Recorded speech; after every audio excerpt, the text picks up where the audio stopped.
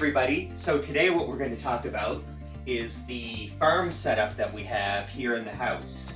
So at Tangled Flock Farms we talk a lot about animals, and there's a whole other side to farming, which is the actual plant products. So what we got going on here is a vertical farming setup, which can be done in a lot of different ways. And what we did is we just have a rack here. Now we're going to be expanding it. What I'm doing here is I'm experimenting with it because I've been reading a lot about growing different products inside, and I want to see for myself if it's viable or not. So what we did here is we set up a rack. Each rack has light system on it. We're testing out different types of lights, different growing media, different seeds, different ways to plant. So we're doing a whole bunch of different things here. We even have a grow tent. And in the grow tent, we're growing tomatoes, which of course can't grow in a setup like this due to the height. So these are the tomatoes.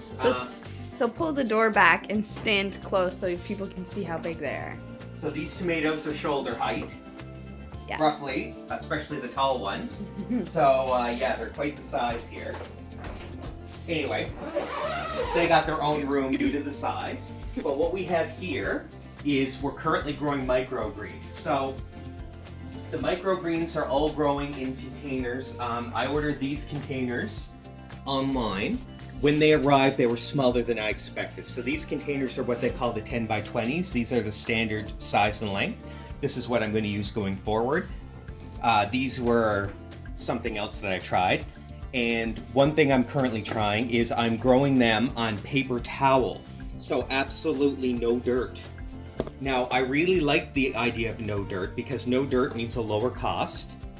But if you can see from others, we have a few things growing. It's not 100% successful.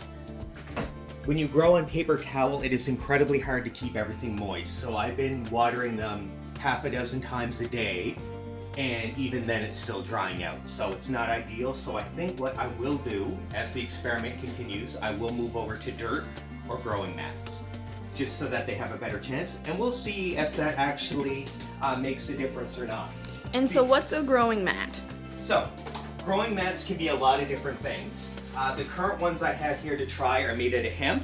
So essentially it's just a tiny thin hemp mat, but it gives the plant's roots something to grow in.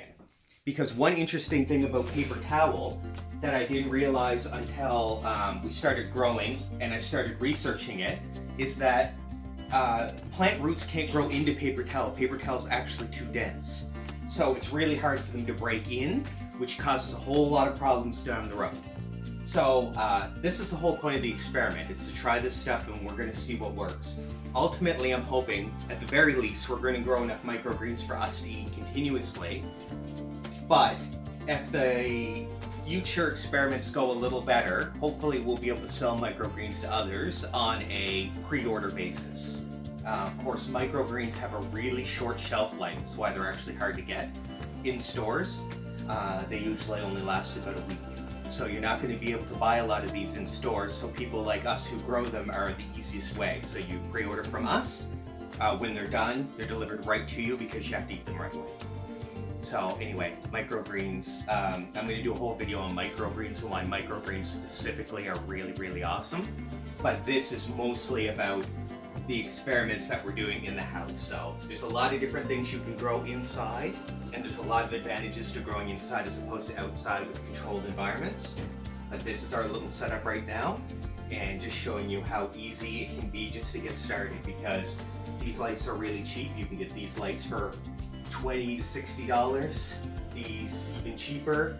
These containers are only like $4 a piece, and the seeds are like $20 or $30, but there's a lot of them. There's so many. So, I mean, for $100, not counting the stand, which you can build yourself, you can get into this. Of course, there's the maintenance and the labor that goes into it, the costs and all that. But it's worth trying out. So anyway, follow us for this experiment, see how it goes, and hopefully we'll have some products to sell you in the future. But this is our setup for today.